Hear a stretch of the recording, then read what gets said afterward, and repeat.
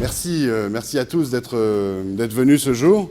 Je suis très honoré de vous accueillir ici pour ce colloque au nom de Mission Isméry et de tous ses acteurs. Donc, vous m'avez peut-être reconnu, je suis Odon Lafontaine, un des fondateurs de Mission Isméry. J'y suis pompeusement le directeur des études. Et en fait, j'anime au sein de Mission Isméry et avec ses acteurs, et en particulier avec l'association Clarifier, dont la déléguée générale Annie Laurent est là au deuxième rang, un pôle d'études sur l'islam, dans l'esprit de Mission Isméry et de Clarifier. On a un petit groupe de travail qui a concocté ce colloque l'islam face à la Bible, composé d'éminentes personnalités comme le général Binendik ici présent et quelques autres. Et notre objectif, c'est d'aider la société à comprendre l'islam, proposer des éléments de compréhension, des éléments clairs, objectifs sur l'islam comme il est, sur ses réalités, de façon à ce que les gens puissent se faire leur opinion, que les décideurs puissent décider, et avec derrière un esprit chrétien qui nous anime, qui est celui de dire la vérité dans la charité. Dans la charité, pas de vérité brute, blessante, mais toujours dans un rapport de charité vis-à-vis des personnes musulmanes et de la société en général. C'est dans cet esprit qu'on avait organisé un premier colloque avec notre groupe Pôle Études, fin 2021, qui avait pour thème « Islam, Occident, où va-t-on ?»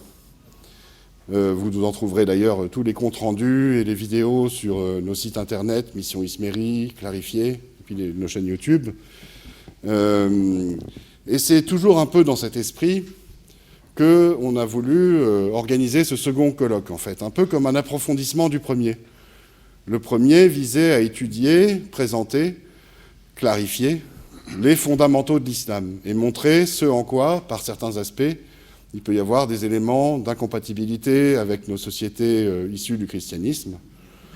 Et dans un sens, ce deuxième colloque, l'islam face à la Bible, en est un approfondissement sur la question des écritures sacrées, de la Bible en particulier.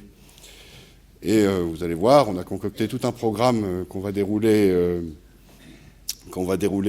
aujourd'hui, pour essayer de comprendre quel est le rapport aux Écritures dans l'islam, et en particulier comment est-ce que la Bible est perçue en islam, et à partir de là, est-ce que la Bible, les Écritures juives et chrétiennes, comme fondement, ou comme un des fondements de la civilisation européenne, de notre pays en particulier, est-ce que ça ne pourrait pas constituer une sorte de pont pour aider les musulmans à mieux comprendre la société occidentale, et pourquoi pas aussi leur proposer la foi chrétienne.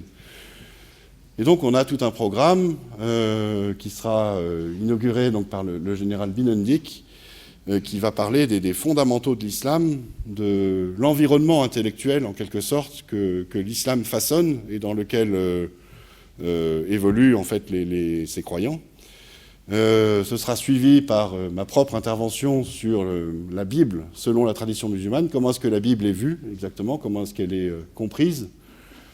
Ça va être notre matinée sur, on va dire, la doctrine islamique. Comment est-ce que la doctrine islamique voit la Bible? Et puis l'après-midi, on va ouvrir le sujet sur la façon dont les personnes musulmanes elles-mêmes, au-delà de la doctrine, peuvent voir la Bible, quel est leur rapport avec ces écritures. On aura Jean-Baptiste Magnard qui nous parlera de l'impact d'Internet dans justement cette approche de la Bible et l'espèce de révolution en cours à ce niveau-là. On aura un témoin de choix qui nous parlera de son parcours de converti, de chrétien issu de l'islam en terre musulmane, est devenu même missionnaire chrétien, qui propose la bonne nouvelle à ses frères musulmans en terre musulmane. Et puis, la dernière intervention de la journée sera celle de Philippe Diribarne, qui nous parlera de la Bible comme pont, justement, entre les civilisations comme moyen de comprendre l'Occident et de s'y implanter, de s'y enraciner, de s'y acculturer.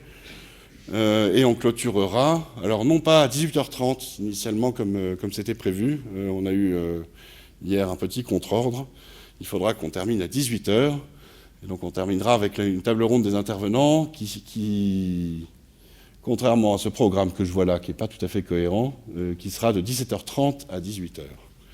Voilà. Et donc là, je vais laisser la parole au général Binendik pour son intervention. Comme tu veux, tu viens là ou tu restes là, comme tu veux. Je vais tourner l'ordinateur. Peut-être un petit mot de présentation sur ton parcours, sur qui tu es. Et comme tu veux, si tu préfères être assis là ou là, ok.